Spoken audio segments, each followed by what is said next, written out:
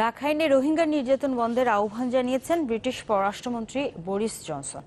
জাতিসংঘে পশ্চিমা ও মুসলিম দেশে পররাষ্ট্রমন্ত্রীদের এক বৈঠকে এই আহ্বান জানান তিনি।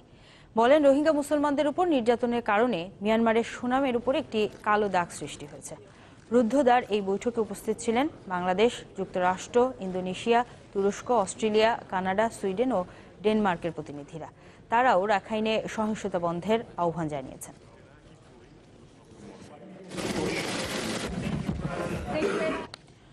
ভারতে থাকা রোহিঙ্গাদের ফেরত পাঠানো নিয়ে কেন্দ্রীয় সরকারের সিদ্ধান্তের সমালোচনা করেছেন পশ্চিমবঙ্গের মুখ্যমন্ত্রী মমতা বন্দ্যোপাধ্যায়।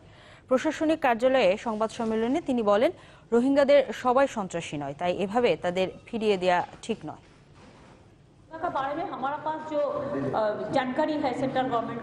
কেন্দ্রীয় সরকার রোহিঙ্গাদের তালিকা করে ফিরিয়ে দিতে বলেছে, কিন্তু এটা ঠিক নয়। প্রতিটি সম্প্রদায়ের মধ্যে ভালো খারাপ মানুষ আছে। রোহিঙ্গাদের সবাই সন্ত্রাসী নয়, তবে কেউ যদি সন্ত্রাসে লিপ্ত থাকে সরকার তার বিরুদ্ধে কঠোর ব্যবস্থা নেবে।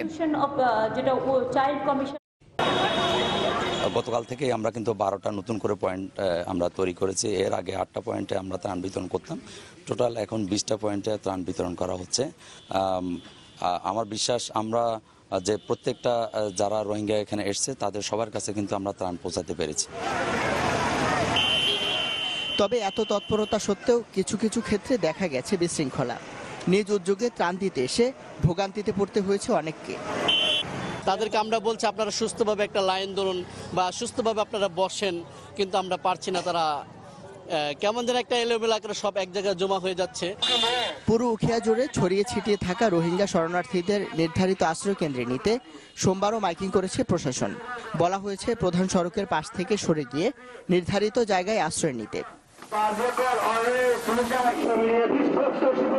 আওয়ামী লীগের পক্ষ থেকে এদিন ত্রাণ বিতরণ করেন সাধারণ সম্পাদক ওবায়দুল কাদের। সে সময় তিনি বলেন, সব ধরনের সহযোগিতা করা হচ্ছে শরণার্থীদের। মিয়ানমারে ফেরাতে চলছে কূটনৈতিক চেষ্টাও। আজকে শেখ হাসিনা নির্দেশ যে যতক্ষণ না রোহিঙ্গারা তাদের স্বদেশে ফিরে যেতে না পারে ততক্ষণ পর্যন্ত আমাদের সাহায্য, মানবিক সাহায্য অব্যাহত থাকবে। এদিকে উখিয়ার বালুখালী ও কুতুপালং এলাকার প্রায় 2000 একর জায়গায় নির্ধারণ করা আশ্রয় কেন্দ্রে 14,000 তাঁবু নির্মাণ কাজ শুরু হয়েছে, যেখানে আশ্রয় দেওয়া যাবে কমপক্ষে 4.5 লাখ রোহিঙ্গা শরণার্থীকে। কূটনৈতিকভাবে চাপ বাড়ানোর পরামর্শ বিশিষ্টজনদের। সোমবার সন্ধ্যায় রোহিঙ্গা ইস্যু নিয়ে এক অ্যাকশন এইড আয়োজিত গোল টেবিল বৈঠকে বক্তারা সংকট সমাধানে জনমত গঠনের উপরে জোর দেন। বৈঠকে বক্তারা বলেন, রাখাইন ইস্যুতে মিয়ানমারের সেনা প্রধানের বক্তব্য স্পর্ধামূলক। তারা বলেন, রাষ্ট্রীয় উপদেষ্টা সূচির ক্ষমতা সীমিত, দেশটি এখনও সেনাবাহিনী নিয়ন্ত্রণ করছে বলে মন্তব্য করেন আলোচকরা। রোহিঙ্গা সংকট সমাধানে ভারত ও চীন গুরুত্বপূর্ণ ভূমিকা রাখতে পারে বলেও মনে করেন বিশেষজ্ঞরা। এক্ষেত্রে সরকারকে আন্তর্জাতিক যোগাযোগের পাশাপাশি জনমত বাড়াতে কাজ করার তাগিদ দেন আলোচকরা। মিয়ানমার থেকে 442 মার্কিন ডলার দরে 1 লাখ মেট্রিক টন আতপ চাল আমদানির সিদ্ধান্ত চূড়ান্ত করেছে সরকার।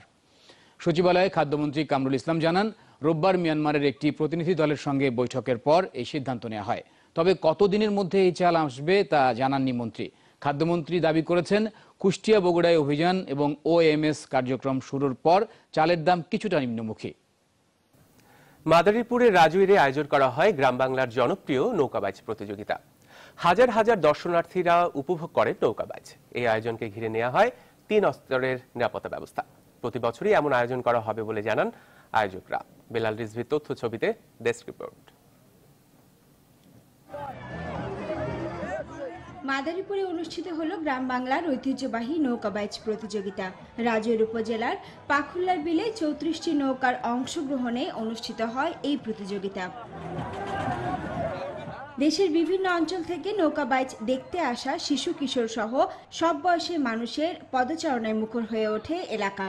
বন্ধুরা মিলে আমরা নৌকাবাজটা উপলব্ধি করতে এসেছি এখানে। সবাই নৌকায় দাঁড়িয়ে বসে যে যেভাবে দেখতে পাচ্ছেন। নৌকাবাজকে ঘিরে অপ্রীতিকর ঘটনা এড়াতে 3 স্তরের নিরাপত্তা ব্যবস্থা নেওয়া হয়। সবাই বেশ উৎসব আনন্দের মাধ্যমে এটা উপভোগ করেছে। পুলিশি ব্যবস্থা যথাযথ নেওয়া হয়েছে। পোশাকের সাথে সাথে সাদা পোশাকেও ট্রলারে করে লাইফ জ্যাকেটে পুলিশ মোতায়েন করা হয়েছে। কোথাও কোনো দুর্ঘটনা ঘটেনি। সকলের সহযোগিতা পেলে আগামীতে আরও বড় পরিসরে নৌকা বাইচের আয়োজন করা সম্ভব বলে জানান আয়োজকরা। সামনেই পূজা, এই পূজার কারণে আমাদের এই নৌকা বাইচ এই উৎসবটি যেন আমরা প্রতি বছরই ধরে রাখতে পারি সেই কথা দিচ্ছি। মাদারীপুর সহ পাশের জেলার প্রায় 20,000 মানুষ নৌকা বাইচ প্রতিযোগিতা দেখতে আসেন। আবারও শক্তিশালী 5 মাত্রার হারিকেনের কবলে ক্যারিবিয়ান দ্বীপ রাষ্ট্রগুলো। সোমবারই হারিকেন মারিয়া আঘাত হানে ডমিনিকান রিপাবলিকে। এখন পর্যন্ত ক্ষয়ক্ষতির খবর জানা যায়নি। আবহাওয়া বিভাগ বলছে আঘাত হানার সময় হারিকেনের বাতাসের গতিবেগ ছিল ঘন্টায় 250 কিলোমিটার। বলা হচ্ছে চলতি মাসের শুরুতে আঘাত হানা শক্তিশালী হারিকেন ইরমার গতিপথে এগুচ্ছে এবারের হারিকেন মারিয়া। হারিকেনের ক্ষয়ক্ষতি এড়াতে উপকূলীয় এলাকার বাসিন্দাদের নিরাপদ আশ্রয়ে সরে যাওয়ার নির্দেশ দেওয়া হয়েছে। ডমিনিকান রিপাবলিকের পর মঙ্গলবার ক্যারিবীয় দ্বীপ পুয়ের্তো রিকোতে আঘাত হানে মারিয়া। এর আগে হারিকেন ইরমার আঘাতে এই অঞ্চলে প্রাণ হারায় অন্তত 40 জন। চট্টগ্রামে গৃহকর 14% থেকে বাড়িয়ে 17% করেছে সিটি কর্পোরেশন। সেবার মান না বাড়িয়ে গৃহকর বাড়ানোয় ক্ষুব্ধ বাড়ির মালিকরা। আর রাজস্ব কর্মকর্তারা বলছেন নতুন করে নির্ধারিত গৃহকর কেউ ফাঁকি দিলে তার বিরুদ্ধে আইনি ব্যবস্থা নেওয়া হবে। নয়ন বড়ুয়া জয়ের তথ্য ছবিতে ডেস্ক রিপোর্ট। চট্টগ্রাম সিটি কর্পোরেশনের আয়ের প্রধান খাত হচ্ছে গৃহকর। গেল জুলাই থেকে স্থাপনার আয়তনের ভিত্তিতে বর্গফুট প্রতি বাদ দিয়ে ভাড়ার ভিত্তিতে গৃহকর আদায় করার প্রক্রিয়া শুরু করেছে সিটি কর্পোরেশন। ফলে গৃহকর 14% থেকে বেড়ে দাঁড়িয়েছে 17%।